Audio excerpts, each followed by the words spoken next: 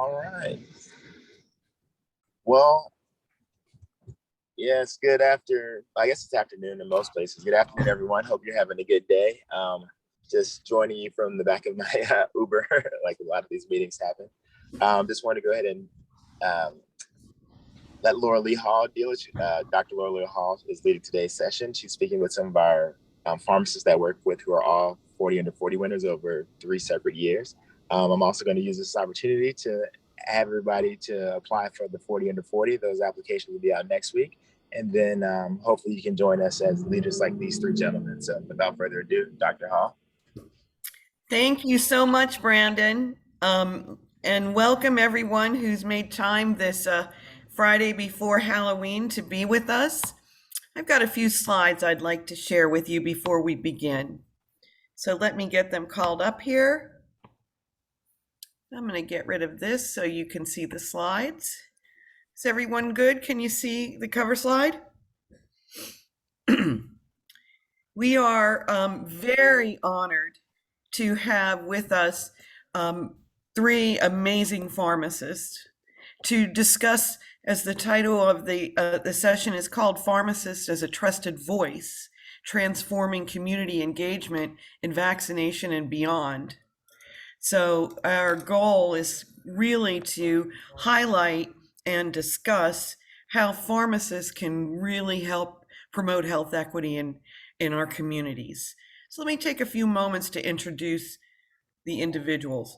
I'm actually not going to go through their bios, their CVs, because they're so long that it would take up our whole hour. But what you will see is that these are 3 brilliant, passionate men who are committed to health equity through their professional role as pharmacist and pharmacy leader. This is not in the order of presentation, but here is Charley John, who is the Director of U.S. Public Policy at Walgreens. As Brandon said, all 3 of our presenters and discussants today are 40 under 40 award winners. They've won a lot of other awards too, and you will see in some way, shape, or form, as you see here in Dr. John's bio, that he has worked to improve access to health care through pharmacy by championing the role of pharmacists, played with medication, counseling, adherence, disease state management, and immunizations. So that's what these folks are committed to, and I welcome you, Charley.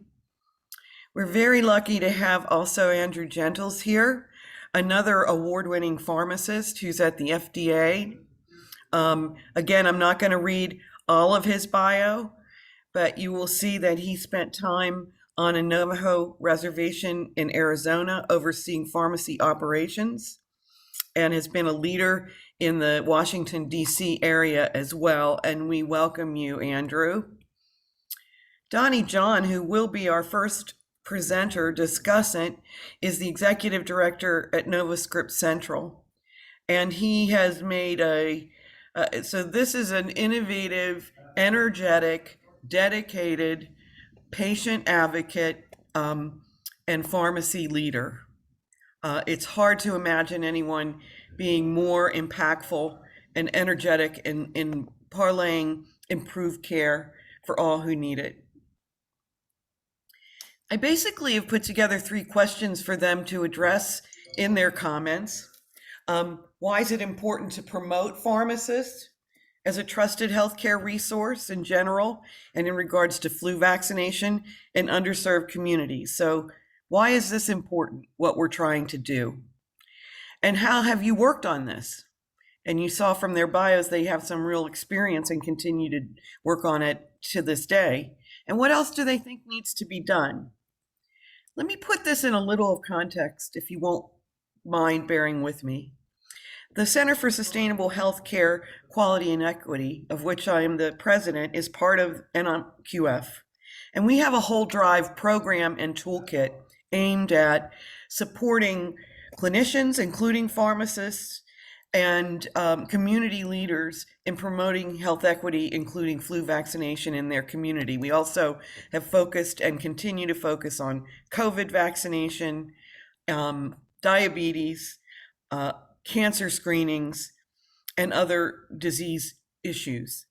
So that is kind of our complete goal. We have enormous number of communication resources that would be useful to patients, to the public, to clinicians, to a variety of audiences and media and languages. So I just will say that. You're going to hear about the program we're launching. SHC and NMQF has been very fortunate to partner with NovaScripts to develop the Community Pharmacist Ambassadors Program, Mission Flu. So we're on the way to launching it.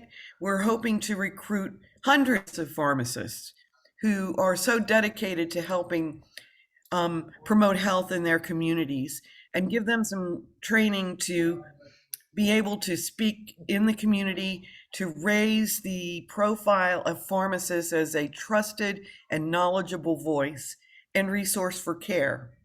So stay tuned, and I know that Donney will say more about that. I want to do some acknowledgements and thanks. So SHC and NMQF, our efforts to promote flu and COVID vaccine equity are supported by the CDC and Sanofi Pasteur. I don't think she gets enough recognition, but Keiko Purnell, a special assistant at NMQF, really puts these webinars together. About our partners at Vault Lab, who do so much of our communications work and marketing and design. They are masterful and dedicated partners and share our mission. Okay, some housekeeping. Enter questions into the Q&A box, not the chat. You may not look at the chat box as regularly as the Q&A box. The slides and recording will be available after the meeting, so we'll let you know how to access that. And as I say almost every day, enough housekeeping. So I thank you, and I'm going to turn the program over to Donney. Let me, I'm going to stop sharing and open your slides.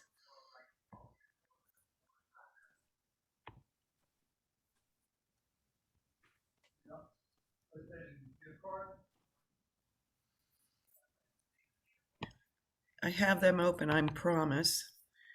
I just have a little too many boxes open. There you go. Awesome. Thank you, Laura Lee, and thank you everyone for joining us on this Friday, the Friday before Halloween. So I just want to go over some basic information before I pass it off to my colleagues on the panel, which we're really excited to talk about how pharmacist and pharmacy is really transforming healthcare. So just going over some basic information about flu and COVID data. Laura Lee, next slide.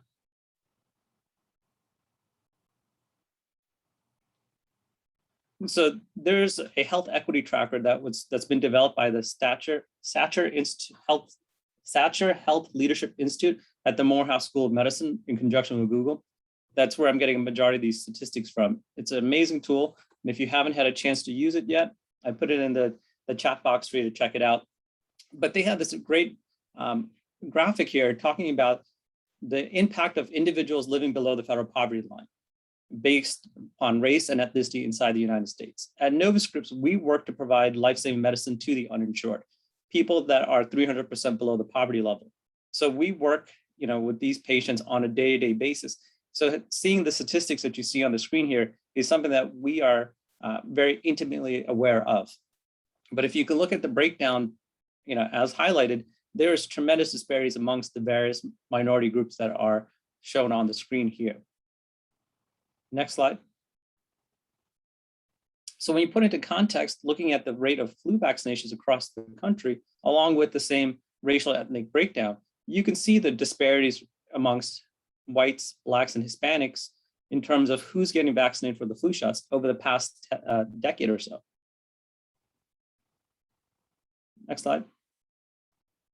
And at the same time, if we look at the cases of COVID-19 broken down by race and ethnicity, you'll also notice the same trend that we saw with the flu vaccine, is that there is still a huge discrepancy between the different minority groups as to who's gotten COVID in correlation with the overall population. Next slide. So when we look at data, Dr. Puckrin has been phenomenal at really highlighting the impact of zip code and life expectancy. Through the NMQF indexes, you'll find a lot of this information. But here I wanted to just highlight, the impact that zip code has on your life expectancy, showing between Washington, D.C. and New York City, where you can see the areas in the dark color tones are decreased life expectancy. And when you click on the link that's in the slide deck, it highlights based on unemployment rates and other factors, what contributes to a decrease in life expectancy. So when we talk about social determinants of health, having the actual data in front of you is really, really helpful to know exactly what's going on.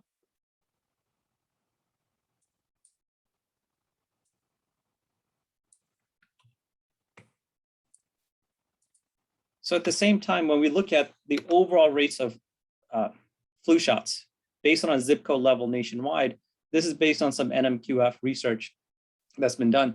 You'll also see that there is a huge disparities as to the prevalence amongst flu within the demographic of the United States.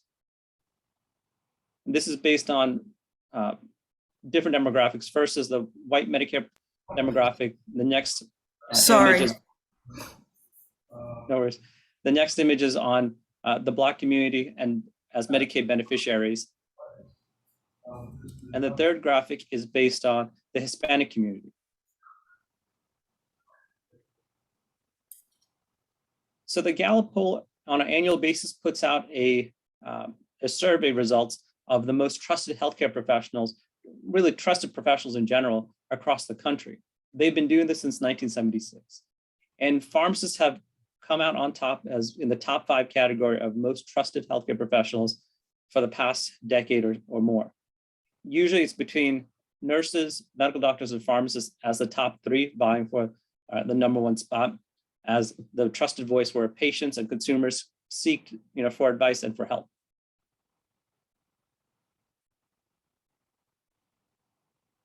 Next slide.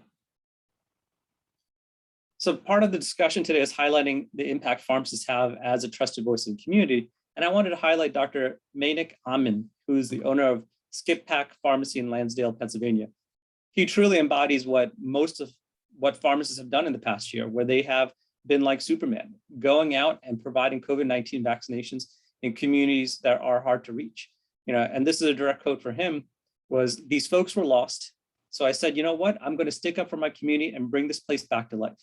We're going to be a community pharmacy and give people a memorable experience. And he has given out countless doses of COVID-19 vaccine in his community, where he has dressed up as Superman to go out into the community to not only build trust, but also build the confidence that's needed to get people to want to get immunized.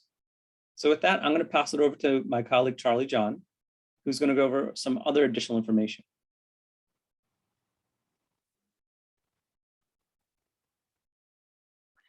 Great, thank you, Donnie. That's really awesome to see Dr. Amin there going throughout the area with that outfit on and really saving the day. So glad to see that. My name is Charley John, currently the Director of Healthcare Policy and Strategy at the Walgreen Company. On behalf of the nearly 30,000 superhero pharmacists and nearly 50,000 superhero technicians on our front lines in our nearly 9,000 stores across the country, very honored to be here. Thankful for the support from the CDC and Sanofi. Really want to commend all the efforts that NMQF has done over the years to bring attention to the topic of health equity and all things health. And also honored to be here with both Donnie and Andrew for their amazing work that they do in the community to help the most vulnerable populations. So at Walgreens, our purpose is to help folks lead more joyful lives through better health. I'll start off with a quick story as it relates to immunizations. If I go back to one of my last years in practice, And immunizations in the pharmacy space is still sort of relatively new if we think about it compared to other healthcare providers. Really towards the end of the first decades here in the aughts is when we really started to provide immunizations at the pharmacy setting. But I'm remembering my first immunization clinic that I conducted at the store that I was working at. We held it on one day. We advertised it. We went from 9 to 4 that day, I believe. Held it out in the parking lot of our store. It was a great day, great event. We had a lot of people just out there and about, just drumming up attention and all. And it was the first time that I was doing this. Certainly, I did a lot of training and went to a lot of clinics to do some ancillary work. But this was my first immunization clinic that I, as the pharmacist, was conducting. So at the end of that day, we administered flu shots to 12 individuals, and I was on cloud 9. I thought, wow. I actually provided immunizations to 12 people, those 12 people that are now protected from the flu. Great job, great day. So that was back in 2008, 12 shots. And here we are today in 2021, where the pharmacy channel is responsible for nearly a third of the 150 million flu shots that are administered each year.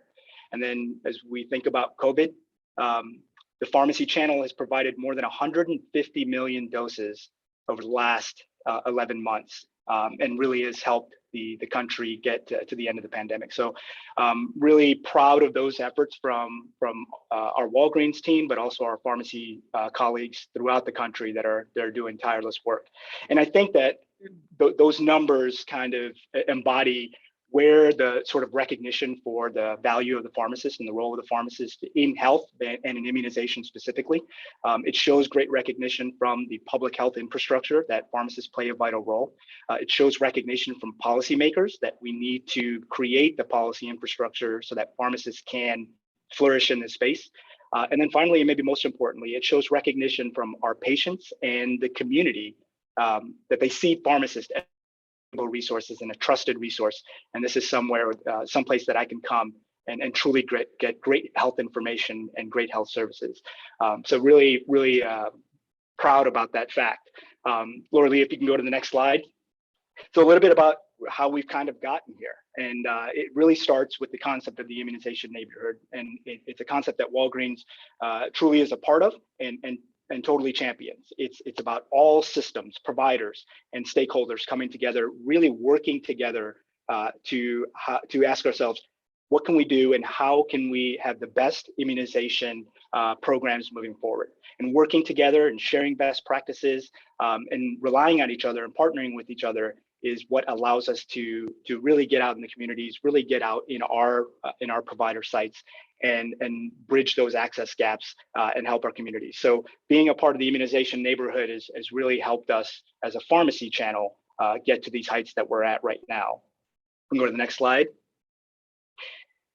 And so we think just really quickly about why there has been this recognition and trust from patients and policymakers. It stems from what pharmacists are qualified to do. Immunizations is an example of pharmacists really practicing at the top of their license, as we should with all other and many other health services. But our pharmacists go through very specific and intense and robust training, both from a pharmacy curriculum standpoint and then afterwards to really hone in on the training so that we are prepared to do so. And so these are just some examples of all the steps that pharmacists and other personnel take to get there. We can move on to the next slide.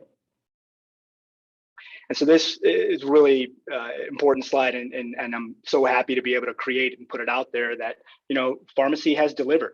There are proven results when it comes to the impact that pharmacists can have in terms of health, in terms of pandemic response, in terms of improving immunization rates. Number one, it's because we have really narrowed the access gap that exists. When we think about the pharmacy channel, nearly 94% of all Americans live within 5 miles of a community pharmacy. So that is incredible access there. And I alluded to the increasing rates of the number of individuals that go to their pharmacy and get their flu shot, and not only go there, but actually prefer that setting to others. So it's really important to see that. And one very interesting stat that we maybe don't put into perspective enough is that it's estimated that, we certainly know patients visit their pharmacist way more often than they do other providers, but the actual ratio is 5 to 1. And I'm thinking about, when I go back to my time as a pharmacist, in addition to immunizations, I also served as a specialty diabetes pharmacist. And we would help patients understand, their disease state and help them with their medications. Specifically, we would help patients with their insulin regimen. And I'm recalling several patients where I would visit with them on a regular basis to see how their blood glucose levels were going and how we would adjust their insulin based off of that. And we found out that the average patient, when they start an insulin regimen, it may take up to 12 adjustments for them to get on that right dose. And if I think about if they were just going to their regular primary care provider to get that done, 12 adjustments, 12 visits could happen. It could take 3 years for that to happen. So can you imagine the 3 years that it takes for the patient to control their diabetes and all the complications that might be building? Whereas visiting the pharmacist as frequently as they do, we're able to make those adjustments and get that patient on the right track within a matter of months. So that's just incredible when you think about the outcomes that we can achieve from that. And in terms of our success with the immunizations, there's one study that I could point out to when they sort of reviewed what the influenza immunization rates were, and they compared the years 2003 to the year of 2013. And what those two dates sort of indicate is a time before pharmacists were really ever involved in immunizations, and then to a point where it was nearly ubiquitous that pharmacists played a role. And you could see that the immunization rates nationally increased from 32.2% up to 40.3%. And that was just up to until 2013. So just incredible what it shows that pharmacists can, how they can have an impact on improving those rates. If we can move on. And so then lastly, what I'll touch on is what Donney started us off on, is that equity is key. And what we've realized and been thinking about for a while is that vaccine equity, it stems from health equity, health inequity. Because that exists and that it persists, it's why that when we now get into a pandemic, we have all these inequity issues, because we do not have the equity infrastructure in place to make sure that people do not fall through the cracks.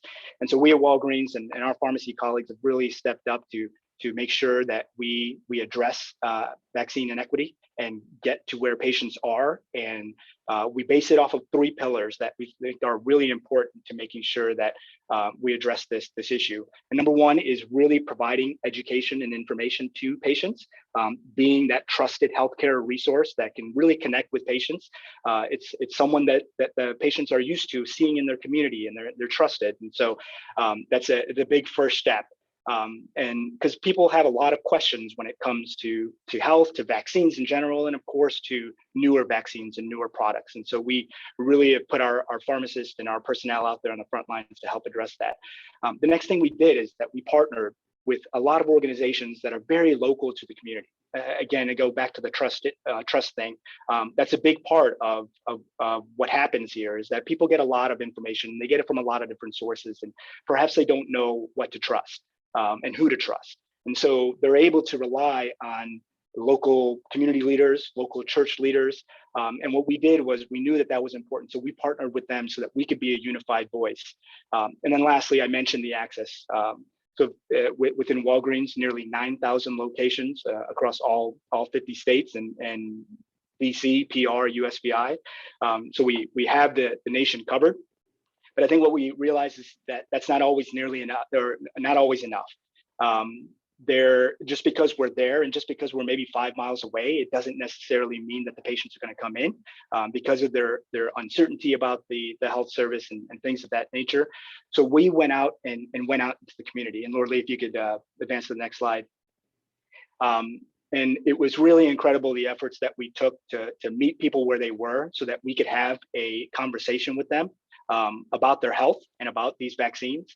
And we went across the country. We conducted well over 1,000 offsite clinics, so going into the heart of the community, and just through those clinics administered over 200,000 doses. And then one really neat, and I'm always happy to talk about it, is that we started and created a mobile bus tour.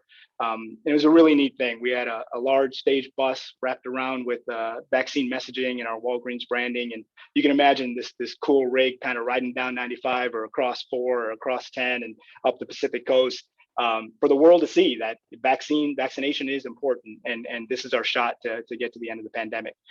We took that bus through 30 cities across the country, and then our way back, we stopped off at 15 HBCU campuses and conducted clinics in that regard. So really brought a lot of awareness to the vaccination effort. And I think what was most important is that the thousands, couple 100,000 vaccinations, if you think about it, we've now administered close to 400 million total doses here in the US. So a couple 100,000 sounds like a little, right? But those are people that without these efforts to meet them, there was no shot that they were going to get the vaccine. They had no source to be able to get the information that they needed. And so being able to meet them and talk with them, and a lot of times this was the first time that someone had an encounter with a healthcare provider. So to have that conversation about their health, I think is what's going to put them on a good path forward to taking their healthcare more seriously and seeking out a resource when they need help. And I can bet that each one of them went back to about 10 or 15 of their social circle who were probably equally hesitant about their healthcare and the vaccine.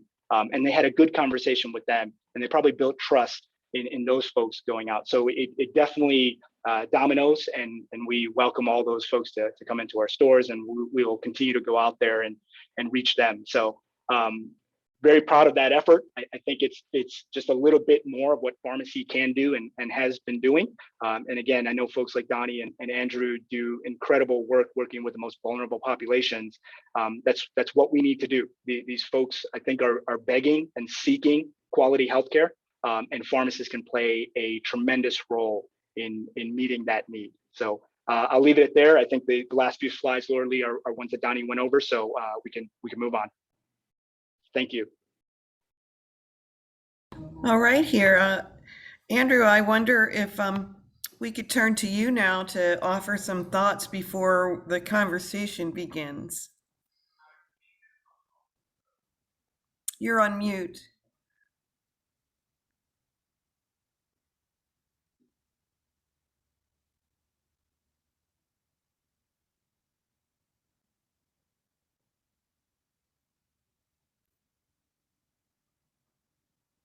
All right, perfect. So thank you very much, Laura. And just wanted to also extend a sense of gratitude, obviously, to Donney John and also to Charley and the rest of the team at NMQF to kind of have this conversation that we're having in this space, recognizing everyone is busy.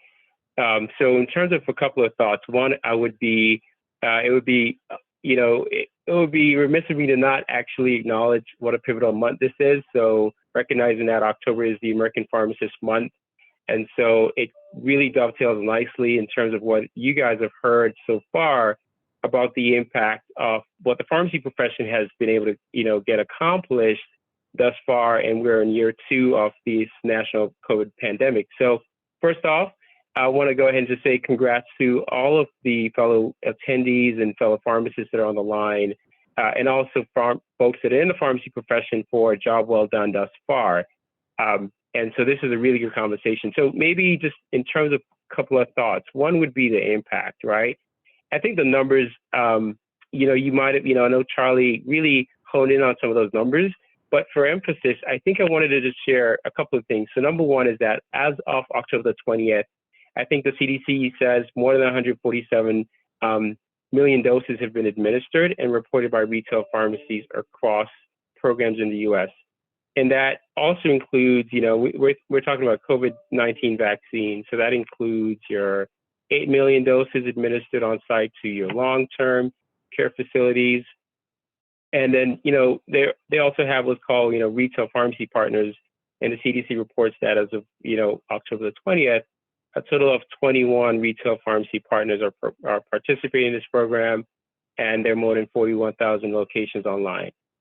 So why exactly am I saying that? And I think the reason why I wanted to say that is because we have to think back to this pandemic when, and I'm speaking from the context of being a community pharmacist, is that, we saw in March 2020 onward, this rapid sense of we need to close, not we as in the pharmacy practice, but independent businesses closing down. You saw a lot of the mom and pop stores saying, we're going to have to close until further notice.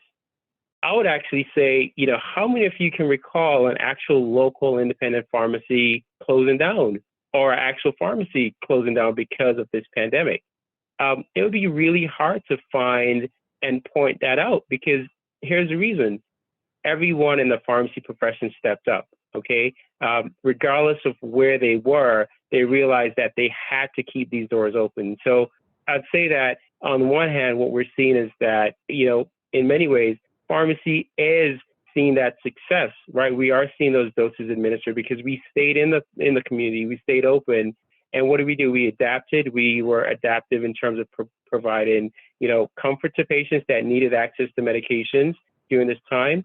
And also, services still continued. For example, flu vaccine, right? That still continued last year, and folks still received their flu vaccine. So I would say that in many ways, what we're seeing is that the ability of pharmacy, and I'm, being a fellow pharmacist, we stepping up during a national pandemic. Yeah, this is definitely unprecedented, but the number of doses thus far is also phenomenal. And so what we are saying, and what we're seeing even in the District of Columbia, is how do we take these lessons learned thus far, okay, that we're seeing where we have potentially vaccine success to potentially parlay it into either a policy area or an opportunity for us to share these success stories with the communities that we feel could benefit from it. So, for example, one of the terminologies that I know we've heard a lot of times is vaccine hesitancy.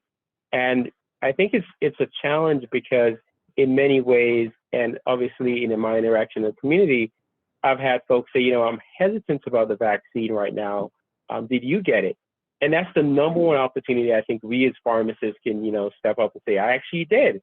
I got this vaccine and, I had no side effects, or, this is how I felt after the vaccine, and I've completed my second dose.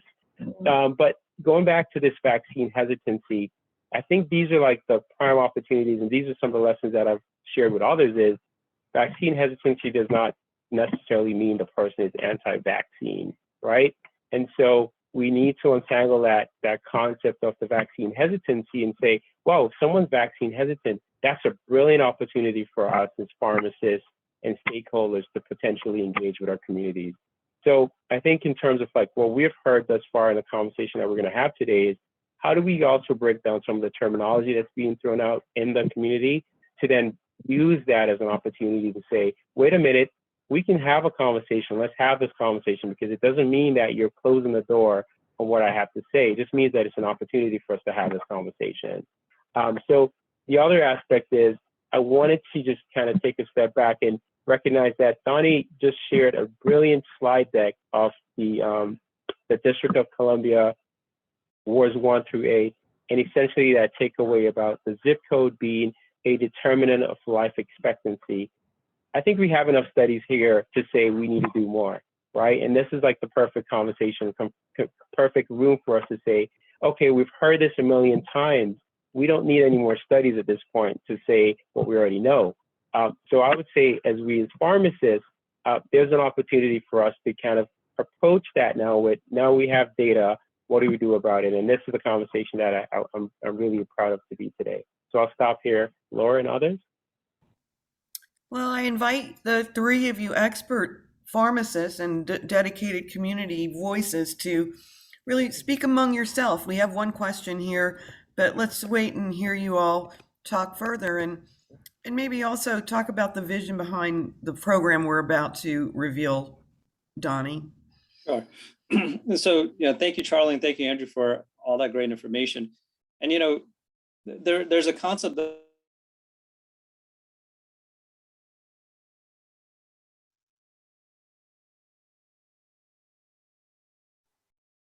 Hey, Donney, you went on mute. Sorry. After all the Zoom life, you'd think we would, I would be better at it by now.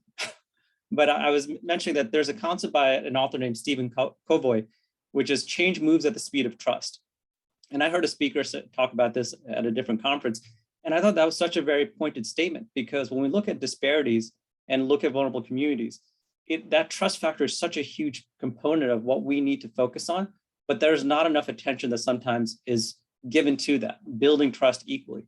from our experience, at NovaScripts, working within the community from various different people from different backgrounds, we go in and really try to focus on, from a health education, health literacy standpoint, understanding what are the stigmas, what's driving mistrust, and addressing those head on.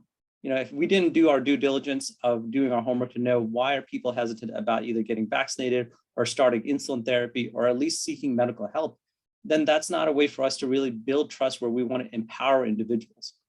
And that's one thing that pharmacists have a very unique capability to do, is that most people that engage with a pharmacist will wind up telling them more information to their pharmacist than their medical provider, just because, as Charlie alluded to, how close people live to a pharmacy, but also the number of touch points where they engage with the pharmacist at a pharmacy more so than any other medical provider. And our community pharmacist ambassador program is really focused on helping to teach pharmacists on how to understand what are the disparities more in detail, but also what are the right ways to have this conversation with different community members. And working with community organizations such as the YMCA, faith-based groups, to kind of know that pharmacists, are trusted healthcare professionals that can provide this information. And Charlie had showed you a slide of the education background of pharmacists. And I often tell people, pharmacists are like storytellers.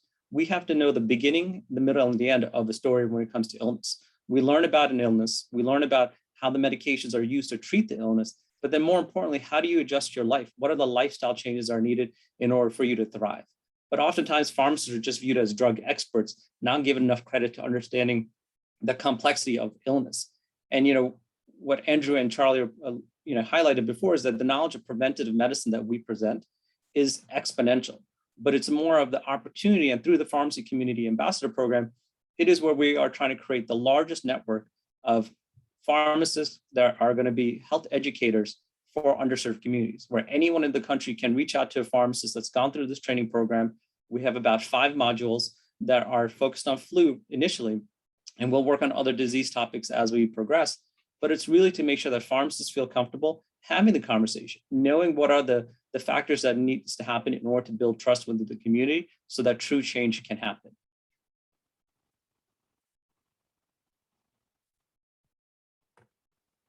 I'm just putting into the chat box where people can email to learn more about the program.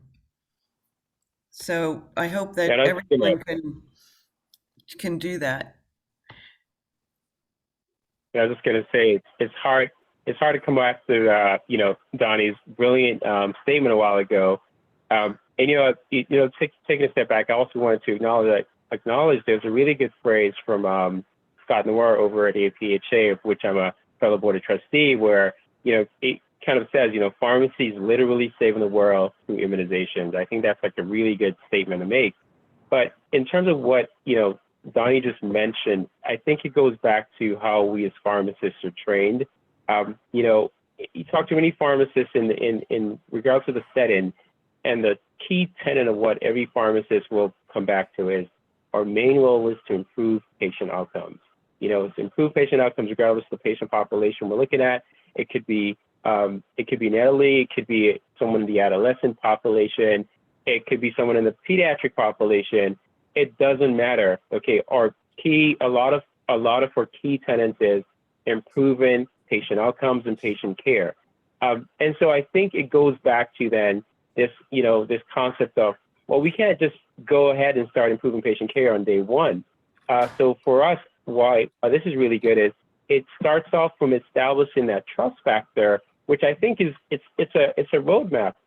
Trust is not won overnight. It's trust with the individual, it's trust with the family member, it's trust with the community. And that in many ways cannot be, I think I've said it before, it cannot be transactional, okay? Don't build trust by, potentially through the purchase of a certain product. You build trust through conversations, through relationship building, and through education and literacy. But there's several elements to it. And I think, it goes back to how do we, keep this motivational language, this humanizing with empathy language in there to build trust. And I think that's why, this YMC program is brilliant, because it's going back to, meeting the people where they are and building that trust factor. And I'll stop there. Over. Yeah, Go I'll just ahead, come on, Charlie. top real quick. I mean, agree with everything that was said there. This program that's being developed is incredible. This is what pharmacists want to do. This is what they were born to do.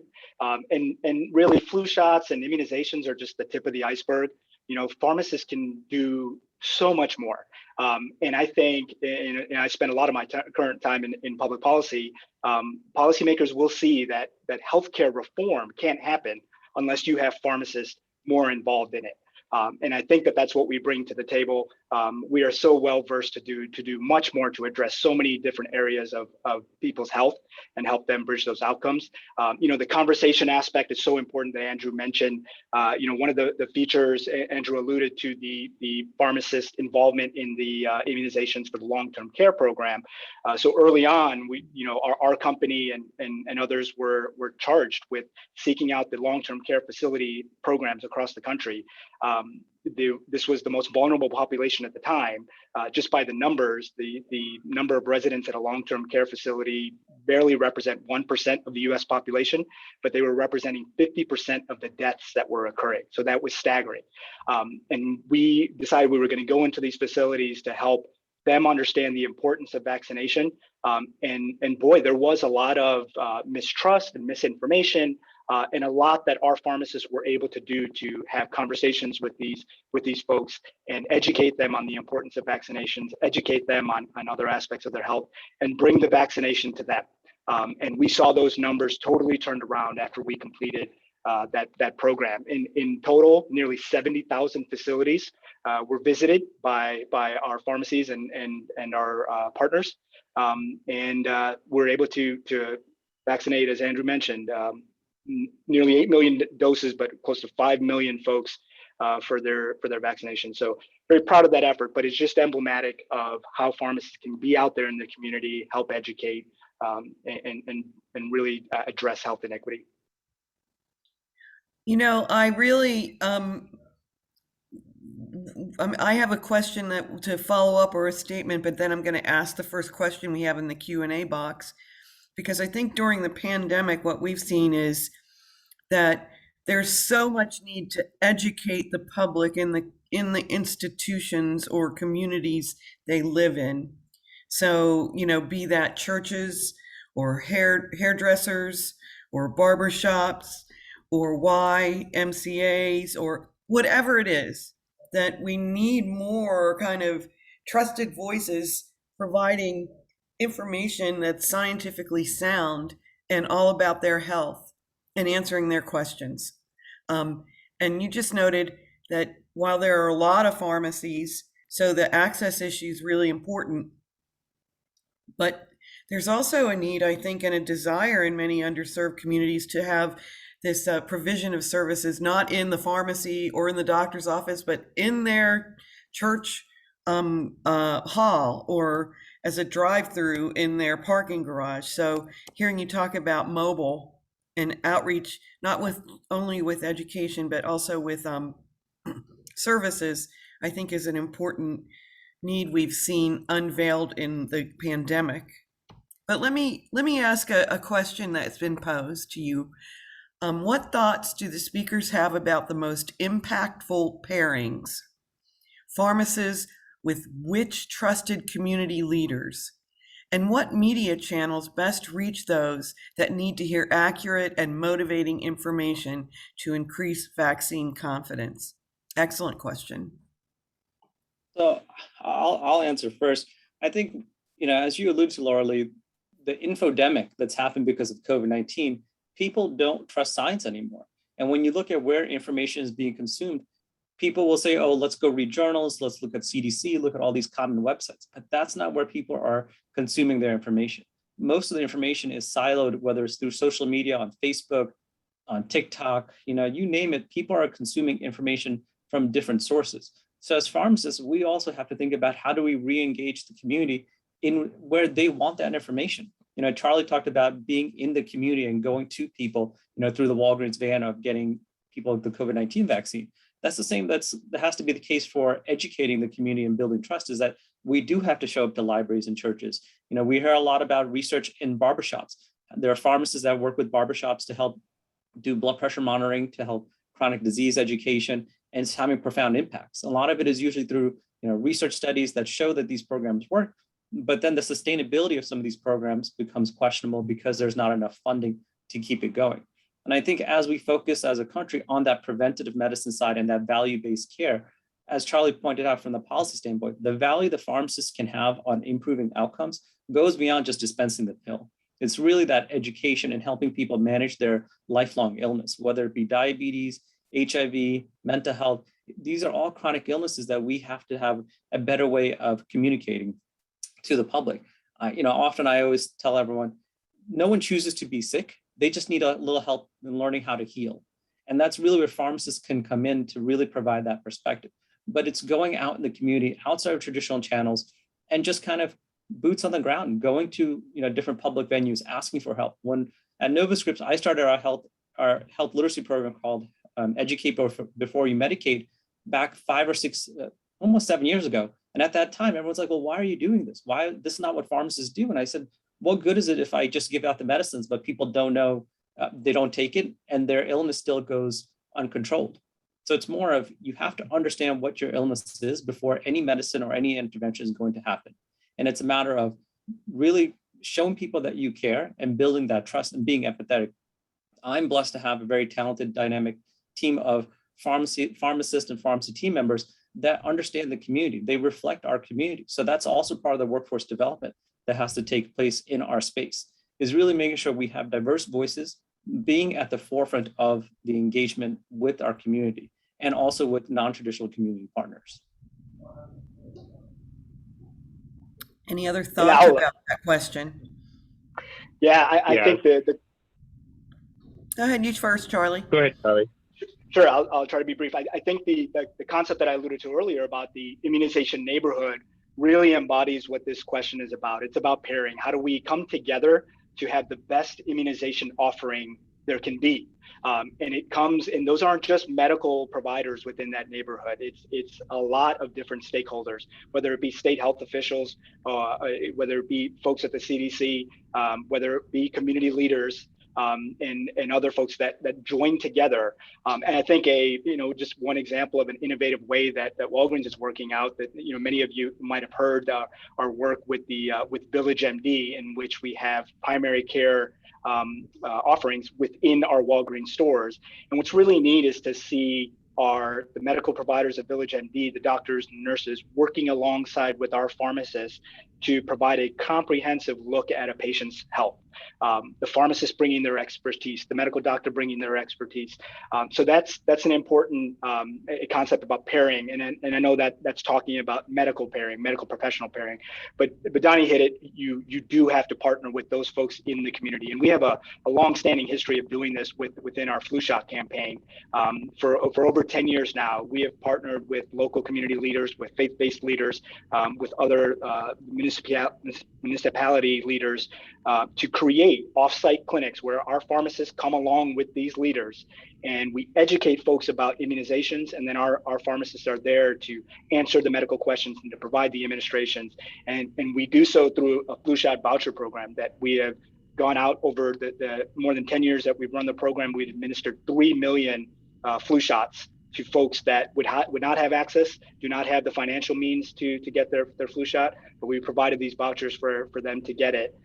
So it really shows that we can reach these people.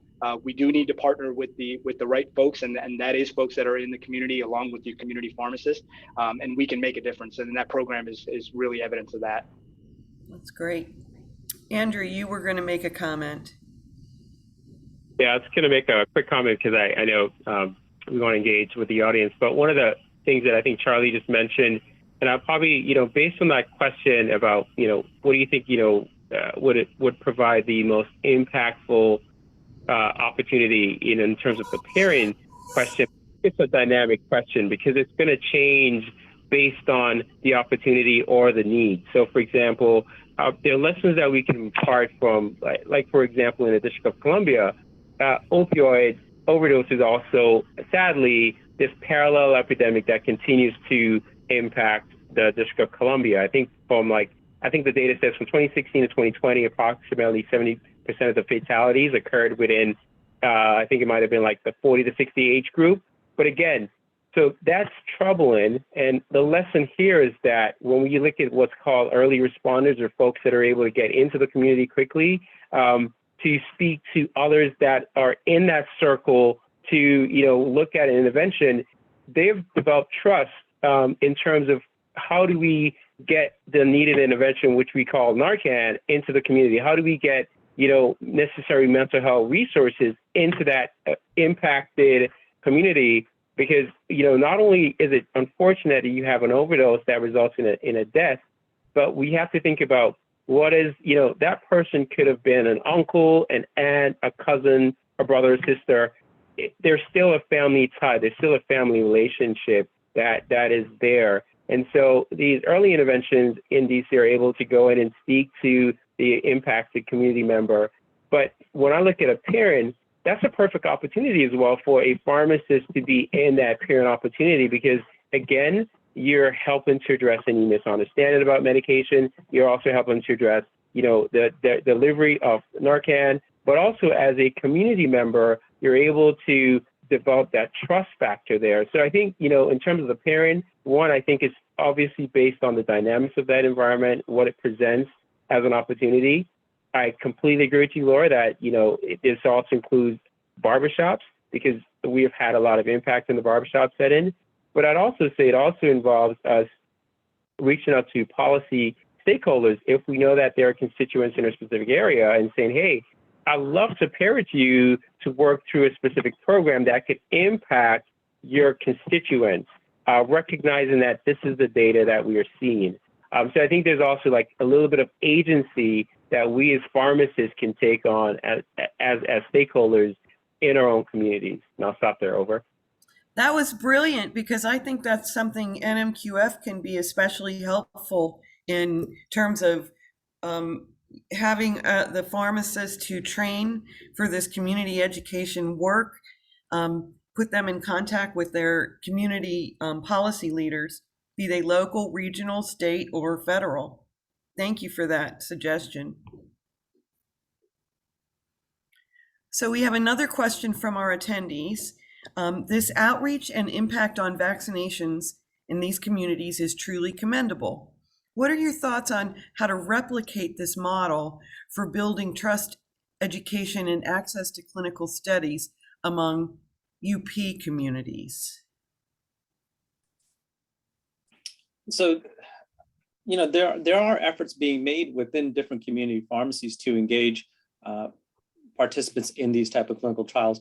I think when you look at the precision medicine research, the All of Us study, program, that was a perfect opportunity where, there are schools of medicine, schools of pharmacy that are engaged in helping to raise awareness, to getting people to understand the benefit of participating in the All of Us research project, understanding the concept of pharmacogenomics and how medicines work differently on every different individual.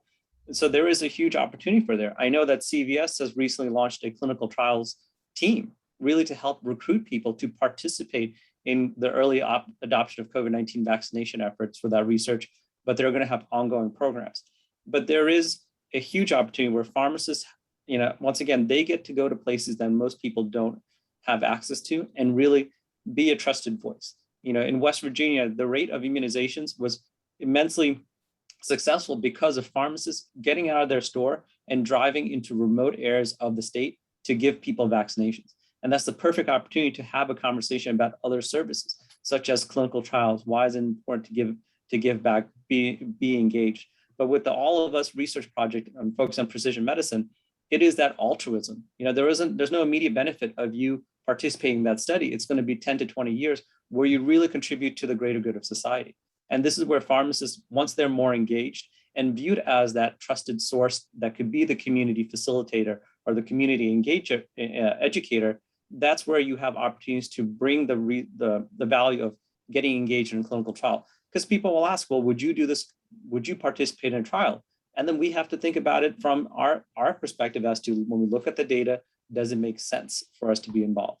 And I think, yes, there is a perfect opportunity to leverage our experience and exposure to help recruit patients. But pharmacists have to be part of that design. They can't be the person that you come to after the fact and say, hey, Andrew, go out and get me 100 people to be in this clinical trial. Charley, I need you to help Walgreens bring up these people. We have to be part of that early discussion of planning and designing the recruitment and communication, so that way we're really providing the voice for the voiceless.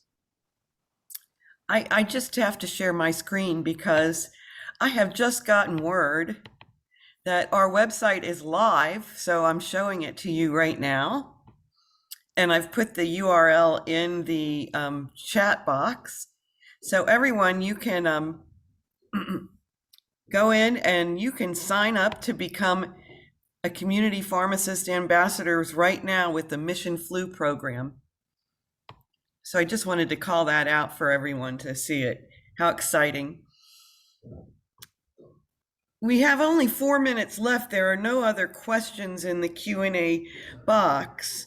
So I wonder if I could invite the three of you to offer kind of one word of inspiration or aspiration for our underserved communities of color and the pharmacists who can serve them. Let's start with you, Charley. We'll start with you this time. Sure. No, thank you. Again, this has been a great effort. Congrats on the website posting. Let's get some pharmacists on there. I want patients in the community to know that pharmacists are here to help, and they can help, and we can make a difference. I think the flu vaccination campaign and the COVID vaccination campaign are emblematic of that. We are willing and we are able to come to the community and to have our sites serve as your central point to come in and really get great health information, great health support, and great knowledge.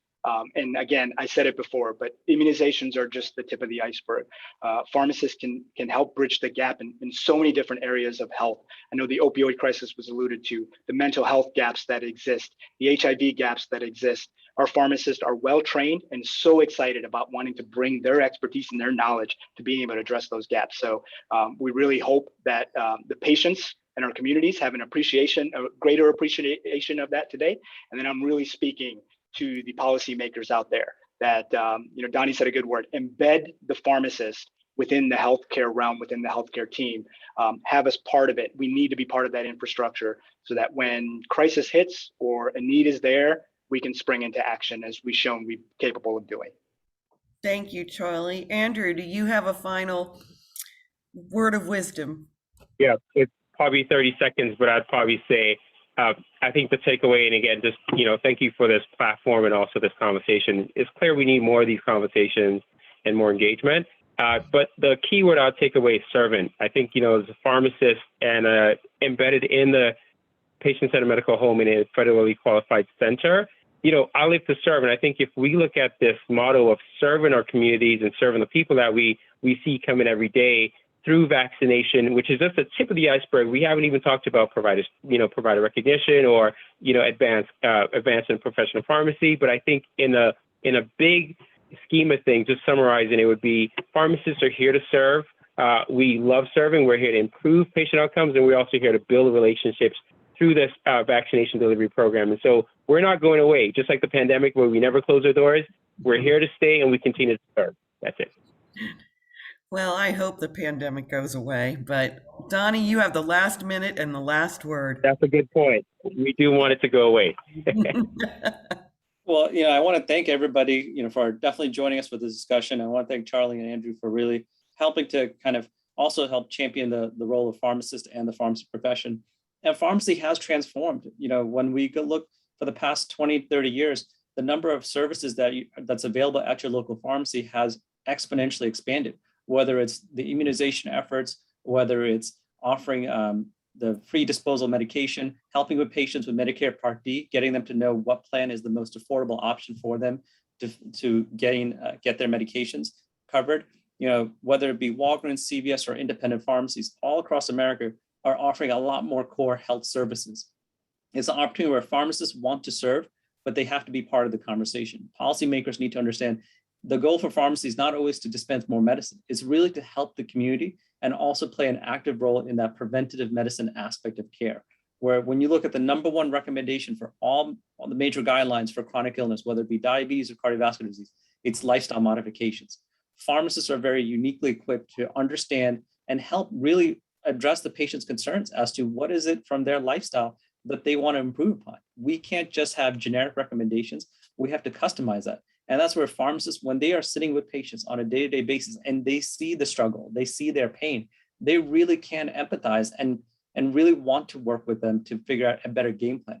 But pharmacists have to be part of the overall conversation that starts from the beginning, not at the very, we can't be the afterthought where we're just kind of brought in to give out the drugs and not have a piece of that, the intervention. We really need to be uniquely engaged.